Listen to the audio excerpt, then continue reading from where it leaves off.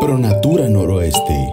Contamos con más de 29 años conservando flora, fauna y ecosistemas prioritarios en el noroeste del país. Con el objetivo de lograr el uso sostenible de los ecosistemas que compartimos a través de instrumentos legales, hemos conservado 18 áreas naturales protegidas y más de 300.000 hectáreas. En ProNatura Noroeste, impulsamos la creación de la Reserva de la Biosfera Bahía de Los Ángeles, canales de ballenas y salsipuedes. Con esto, se logró proteger legalmente 387.000 hectáreas de hábitat crítico para ballenas, tortugas, aves marinas y poblaciones de peces de importancia comercial en el centro del Golfo de California. De manera binacional, trabajamos en conjunto con Estados Unidos para conseguir que se reconociera al ambiente como un usuario del agua, logrando después de 70 años que el río Colorado se conectara de nuevo con el mar, lo que permitió la vida de flora, fauna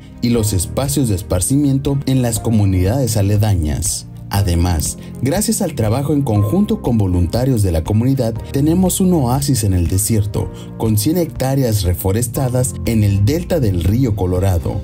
Trabajamos en conjunto con autoridades para el fortalecimiento y vigilancia en 18 áreas naturales protegidas del noroeste de México. Cuidamos y conservamos los 15 humedales más importantes para la migración de aves playeras y acuáticas a lo largo de la costa del Pacífico, protegiendo a 95 especies de aves migratorias que se refugian en el noroeste de México.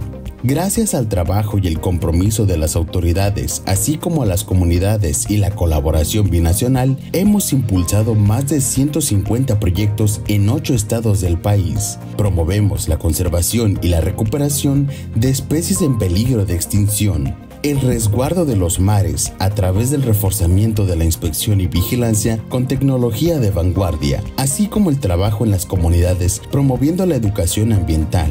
Recibimos en el 2016 el reconocimiento al mérito ecológico, máxima presea que otorga el gobierno federal en la categoría social comunitaria por nuestro liderazgo en materia de conservación. Ahora solo faltas tú. Tu participación es tu legado.